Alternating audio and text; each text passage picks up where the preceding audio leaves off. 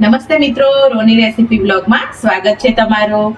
તો આજે આપણી રેસીપીમાં આપણે પરફેક્ટ મેંદુ વડા એકદમ હાથની મદદથી અને એકદમ પરફેક્ટ બનાવીશું. કોઈ પણ મશીનનો ઉપયોગ કર્યા વગર, કોઈ પણ વસ્તુનો ઉપયોગ કર્યા વગર એકદમ ઇઝીલી મેંદુ વડા તૈયાર થઈ જશે બાર જેવા.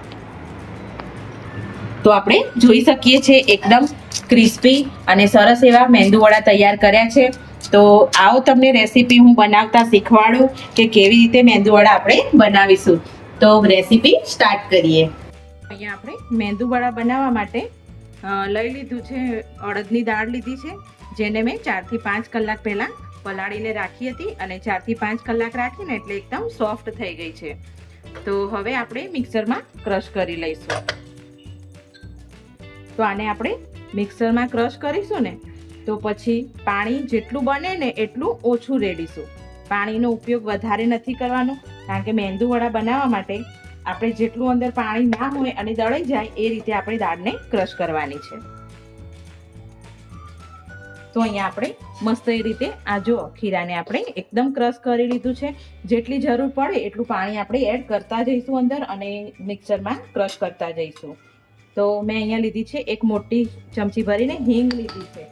મેંદુ વડામાં હિંગ નાખવી બહુ જ જરૂરી છે, જેથી કરીને અડદની દાળ ભારે ના પડે અને હિંગ આપણને પચી જાય, પચવામાં મદદ કરે. તો અહીંયા સ્વાદ પ્રમાણે આપણે મીઠું લઈ લઈશું અને અહીંયા મેં લીલા મરચાં લીધા છે તીખા, તો 2 થી 3 લીલા મરચાં છે અને મેં મીઠો લીમડો લીધો છે, તો એને પણ આપણે અંદર એડ કરી દઈશું આપણે મેંદુ વડાના બેટરમાં. અને અહીંયા મેં કોથમીરના પાન લીધા છે, ફ્રેશ કોથમીરના પાન ધોઈ અને સાફ કરી અને આપણે અંદર એડ કરીશું અને બધું જ વસ્તુને આપણે મિક્સ કરી દઈશું. તો આપણે મસ્ત એવું મેંદુ વડાનું પરફેક્ટ ખીરું તૈયાર કરી દીધું છે.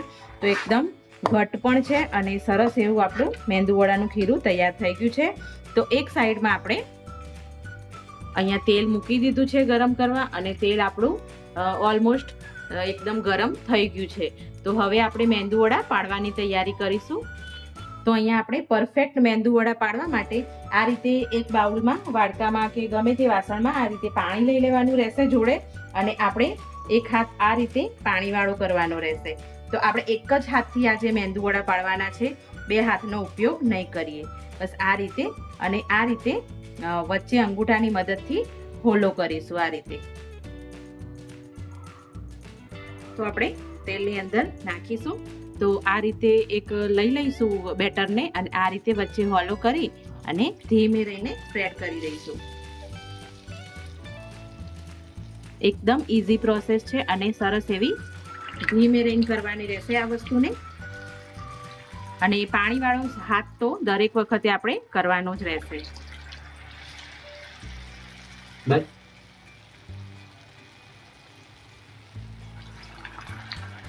તો આપણા સરસ એવા મેંદુ વડા આપણે 4 કરી દીધા છે. અંદર જેટલું તેલ હોય એ પ્રમાણે કરવાના રહેશે. તો હવે આ રીતે આપણે થોડા તેલમાં ફ્રાય થાય ને પછી આ રીતે આપણે ઉલટ પુલટ કરીશું. જુઓ એકદમ સરસ એવા અને હાથની મદદથી જ આપણા મેંદુ વડા તૈયાર થઈ જાય છે. તો તમે પણ તમારા ઘરે ચોક્કસથી જરૂરથી ટ્રાય કરજો મિત્રો. એકદમ ઇઝી રેસીપી છે અને આવડે એવી જ છે.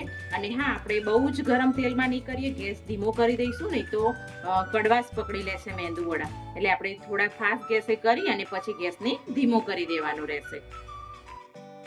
તો આપણે મસ્ત મેંદુ વડા થઈ ગયા છે. સરસ એકદમ આપણે કનચી કરી લઈશું, જેટલા આપણે કડક જોઈતા હોય એ પ્રમાણે કરી લેવાના રહેશે. તો તમે પણ આ રીતે ઇઝી રેસીપી છે, મેંદુ વડા ઘરે બનાવી શકો છો કોઈ પણ મશીનના ઉપયોગ કર્યા વગર, અને સરસ એવા બનીને તૈયાર થાય છે ઘરે. તો તમને આ વિડીયો ગમ્યો હોય તો લાઈક કરજો, શેર કરજો અને સબસ્ક્રાઇબ કરજો. Thank you.